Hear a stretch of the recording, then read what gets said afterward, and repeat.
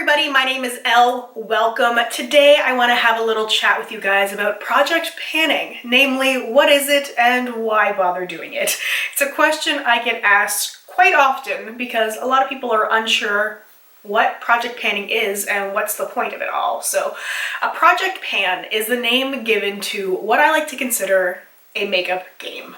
I believe it actually did start as a tag. I know that many years ago now, it was going around YouTube as a tag amongst beauty gurus doing like a Project 5 pan, and there have been many variations since, but essentially a project pan is when you are focusing on a certain amount of products with the intention to finish them or hit pan on them.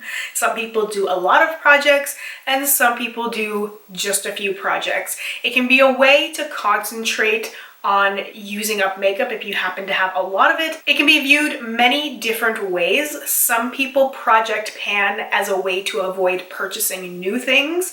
That way they can focus on the things that they already have. Some people do it just to show love to products that they might have been neglecting. Some people do it because they have a lot of stuff and they want to get to know their collection better. There are many reasons why somebody might choose to do a project pan. The great thing about project pan is that you can totally customize the rules so it totally works for you. Maybe you are doing a classic Project 10 pan where you want to finish up 10 products entirely and you cannot purchase any new products until you finish that 10.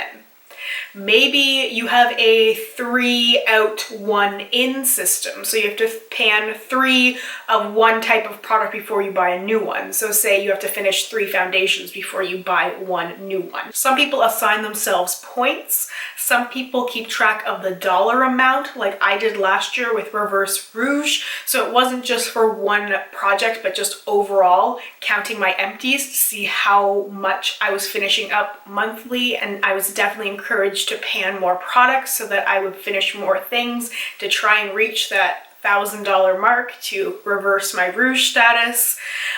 There's just so many different possibilities for panning, and I really do like to think of it as a game to play because it's just so much fun, or it should be. So why not declutter? I get asked this often. People will say just declutter the things that don't work for you, and absolutely that makes sense, and for some people it really works well for them to declutter things as they see fit and to not bother with project panning and just get rid of things they don't like anymore and bring new things in. For some people that works perfectly fine. For me, I found that doing declutters did not work that well because I was getting rid of stuff without knowing the reason why I was getting rid of it. Personally, and I do stress that this is my opinion, I find decluttering to be wasteful if the product hasn't been fully tried. And there's a difference between returning a product after using it and knowing it's not working for you and just deciding to toss it after using it a couple times and just that's it. I like to be able to thoughtfully answer the question, what don't I like about this? To me, if I can fully answer that, even if I haven't finished the product, it's okay to declutter it. But sometimes it takes the whole journey with the product to figure out why I don't like it. Sometimes it's trying it with so many different combinations of things. Sometimes I might have less than half of the product left, and then I finally find that winning combination, that thing I hadn't managed to try before. But pair product A with product 1, 2, and 3, and it works so well. And I never would have known that if I had given the product a chance. And of course, there are many valid reasons to declutter. I am not anti-decluttering. I'm not trying to discourage you from decluttering, but just giving you my point of view and why I usually choose to pan instead of just get rid of something. Because there are products that I pan that I look at and I go, you know what, I don't like this.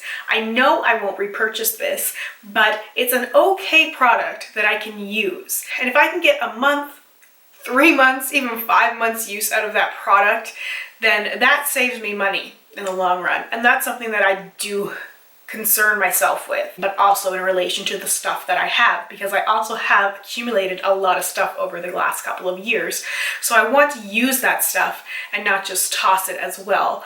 And the more familiar I get with the products I don't like using that I already have, I'm not advocating going and buying stuff you don't like, but when I happen to buy those things that I can't return, or I waited too long and I can't return it, or exchange policies are crap or non-existent, then the next time I go to purchase something, I will have those factors in mind. Wait, I didn't like this foundation because of this, and this, and this one is very similar. For example, I really don't like the Estee Lauder Double Wear Foundation. I have a teensy tiny bit left that I want to pan because I'm just stubborn, but I know anytime somebody compares that foundation to something else, I know it's something that I should avoid. It's just not gonna be something that works for me, and that's something that I learned the hard way, but it's paying off long term. Now, I am not the model of anti-consumerism. I know that.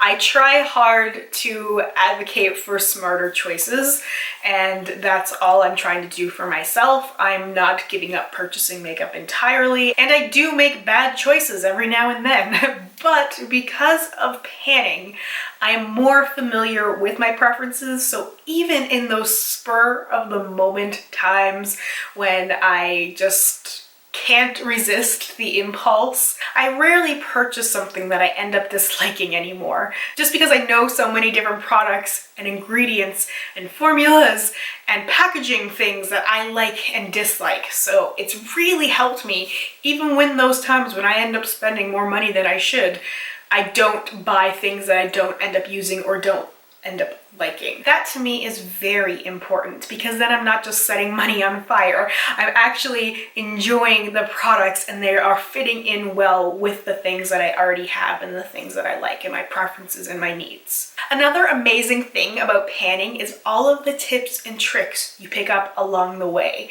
How do you use cream products more effectively? How can you use them in different ways? What ways can you use a brown eyeshadow besides on your eyes? You can use it as an eyeliner, in your brows. Depending on the shade, you might be able to use it as a bronzer or a contour. There are options for products that you might not have thought of, and I find that a lot of that comes out from panning and from watching people pan and getting their tips and tricks and the things that they learned along the way, because you don't just pan an eyeshadow overnight. It's a process, it's a journey, but the things you learn along the way, you get to use going forward, and it's so helpful. It's amazing what you can learn, and when you're using makeup more and you're practicing more with the things that you have and you get so familiar with them, I find that a lot of people, their makeup techniques and skills improve because they are learning these different tips and tricks, and because they're taking more time and they're applying makeup more often. It's really cool to see that progression as well. Maybe another motivating factor to pan. Take pictures of your eyeshadow, take pictures of your full face, and see how you change throughout the course of a month or 2 months or a year. See all those things that you learn along the way and the things that change. It's a really wonderful thing to witness with other people, and it's also really cool experiencing it yourself. Another question I get asked is, why not just do a makeup basket? Now, I used to do makeup baskets. I stopped because they weren't working for me anymore. Trying to balance makeup baskets with project panning is not easy when you choose to do a lot of projects, for me anyway. But a makeup basket is a really laid back version of a project pan, basically, because you are choosing a select amount of products and you are using it for a certain amount of time, and then you are rotating in other things. It's a project pan just without results at the end. So it might be something that works for some people. If you have a very large collection or you're brand new to project panning, I would suggest doing a makeup basket first. For the first couple of months, pick enough things for a full face of makeup, use it till you're tired of it, and then swap out. And maybe during that time, you might discover things that you want to declutter. Maybe you used a certain product like a blush or something for a month and you go, you know what, I really don't like this. This isn't working for me. It's not fitting my needs anymore. It's too glittery, it's too patchy, or whatever the issue might be. And then you can get rid of it. I decluttered a ton of stuff doing my makeup baskets because as I was using it, I was going, you know what, I really don't like this enough to even try panning it because of this, and this. So I'm going to get rid of it, and it freed up space with my collection, and I was able to see those things more, and I was able to really think about the things that I would spend time on panning and the things that I really loved in comparison, and then the things that I could just get rid of. So doing a makeup basket was really helpful, and sometimes when you end up doing too many project pans, it kind of ends up being an unintentional makeup basket because you can't really finish a lot of products, at least not in the way that other people can. You can't compare your results if you are doing 10 project pans to someone who's doing 1, because they are using less product than you are. If you are overlapping products between your various projects, which I know I have done and will probably continue to do, it's gonna take me a little bit longer to finish things, and that's okay. I know that there's light at the end of the tunnel, but for some people it can be frustrating, and I've seen a lot of people quit and just give up because they tried to do so many things all at one time. So just something to consider. If you really want to finish something, focus on that stuff.